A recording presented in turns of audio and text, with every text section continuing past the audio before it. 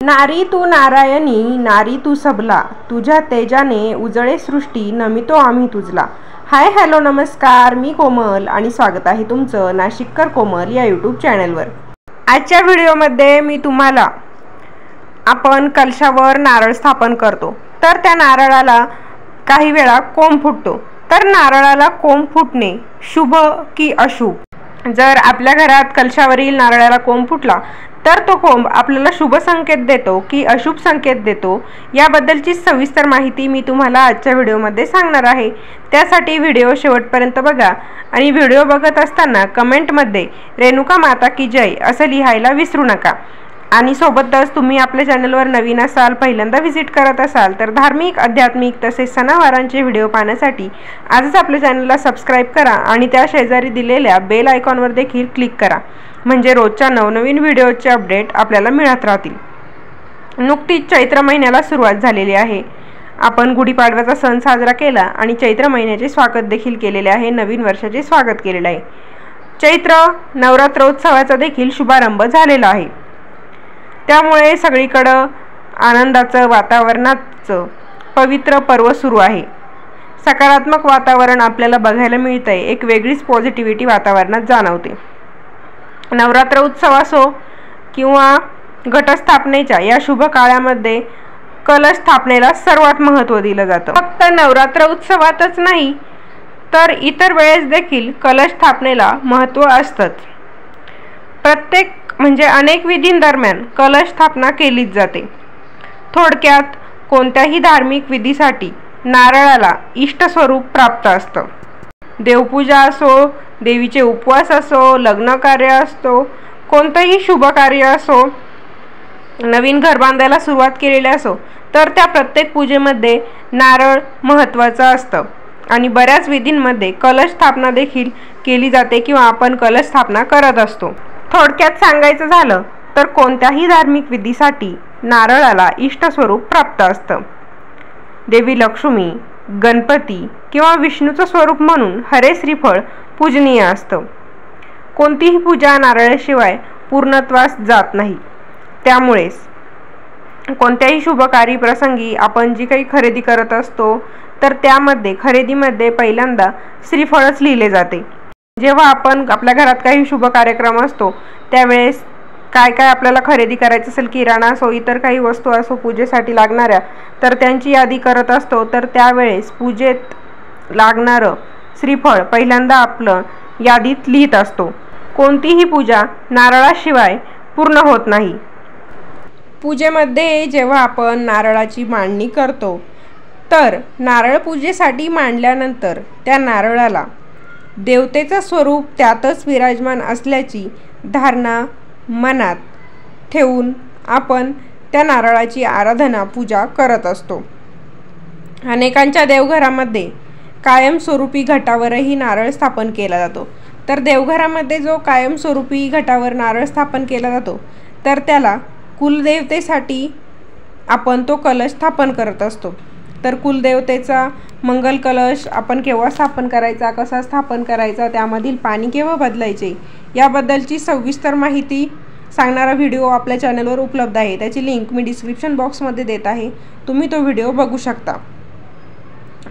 बघा, जेव्हा आपण कायमस्वरूपी कलश आपल्या देवघरामध्ये स्थापन करतो तर तो कलश एक आपल्या कुलदेवीचा प्रतीक म्हणून आपण तो स्थापन केलेला असतो.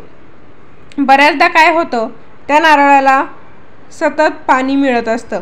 तो नारळ पाण्यात बुडालेला असतो, त्यामुळे त्या नारळाला कोंब फुटतो.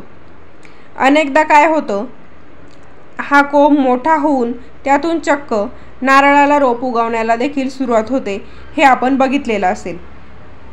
तर नारळाला कोंब फुटल्यावर नक्की काय करायचं? अनेक जण घाबरून जातात, अरे हे शुभ आहे की अशुभ आहे, कोणता संकेत आहे नेमकं? तर तेच आपण आजच्या व्हिडिओमध्ये बघणार आहोत. चला जाणून घेऊया, नारळाला कोंब फुटणं नक्की शुभ आहे की अशुभ आहे. नवरात्र उत्सव असो किंवा इतर कोणता दिवस, नारळाला कोंब फुटणं हे अतिशय शुभ संकेत मानला जातो. कोणत्याही ठिकाणी, कोणत्याही स्वरूपात एका नव्या जीवाची आयुष्याची सुरुवात होणं हे एक शुभ संकेत आहे. सात्विक आणि सकारात्मक ऊर्जेचं प्रतीक देखील आहे। आपल्या अध्यात्मामध्येही नारळाला कोंब फुटण्याच्या क्रियेकडे कमालीची ऊर्जादायी आणि सकारात्मक क्रिया म्हणून पाहिलं जातं। ही प्रगतीची चिन्ह देखील समजली जातात। त्यामुळे नारळाला कोंब फुटल्यानंतर घाबरून जायचं नाही, टेन्शन घेण्याची गरज नाही। नारळाला कोंब फुटणं हे शुभसूचक असल्याची अनेकांची धारणा आहे। जेव्हा आपल्या घरात नारळाला कोंब फुटतो तेव्हा आपली प्रगती होणार आहे असं आपण समजून घ्यायचं आहे, घाबरून जाण्याची गरज नाही। काही संदर्भांनुसार नारळामध्ये देवी लक्ष्मीचा वास असल्यामुळं नवरात्र उत्सवाच्या दरम्यान किंवा एखाद्या शुभ प्रसंगी किंवा मग आपण जो काही देवघरात कुलदेवीचा मंगल कलश भरून ठेवतो तर त्या नारळाला कोंब फुटणं म्हणजे साक्षात देवी लक्ष्मीचा वरदहस्त मानला जातो। देवी लक्ष्मी आपल्यावर प्रसन्न आहे असं आपण समजून घ्यायचं। जे कोणी ज्योतिषविद्येचा अभ्यास करतात तर त्या तज्ज्ञ मंडळींच्या मते हे भावी काळात आर्थिक स्थिती सुधारण्याचे शुभ संकेत मानले जातात। पौराणिक कथांनुसार आणि धारणांनुसार बघायला गेलं तर नारळाचं रोप विष्णू आणि माता लक्ष्मीने पृथ्वीवर आणलं होतं। सोबत होती कामधेनू। नारळाच्या वृक्षाला कल्पवृक्ष म्हटलं जातं। त्यामुळे नारळाला कोंब येण्याचा संबंध साक्षात विष्णुदेवाच्या आशीर्वादाशी जोडला जातो। आता हे तर आपण बघितलं की नारळाला कोंब फुटणं हे शुभ आहे की अशुभ, पण त्यापुढे जाऊन आपल्या मनात हाही प्रश्न तयार झालेला असेल की नारळाला कोंब फुटणं हे शुभ आहे, पण त्या कोंब फुटलेल्या नारळाचं नक्की काय करायचं? बघा, कोंब आलेले श्रीफळ नारळ कधीही फोडायचं नाही, कारण श्रीफळ हे बीजेचे रूप आहे। कोंब आलेला श्रीफळ आपण आपल्या घराच्या आसपास, शेतामध्ये, प्लॉटमध्ये लावू शकतो। जर आपल्याला लावायला जागा नसेल, आपण शहरात राहत असाल, आपल्याला जमणार नसेल लावायला, तर आपण आपल्या मित्रमंडळांमध्ये, नातेवाईकांना ते भेट म्हणून देऊ शकतो। आपण असं केलं तर दोन फायदे होतात। एक म्हणजे निसर्गाचं संगोपन होतं आणि दुसरं म्हणजे यातून येणाऱ्या श्रीफळाचे फायदे आहारात होतात, पुढच्या पिढीला होतात। यातून आपण आणखी एक संदेश देऊ शकतो की झाडे लावा, झाडे जगवा आणि प्रदूषण हटवा।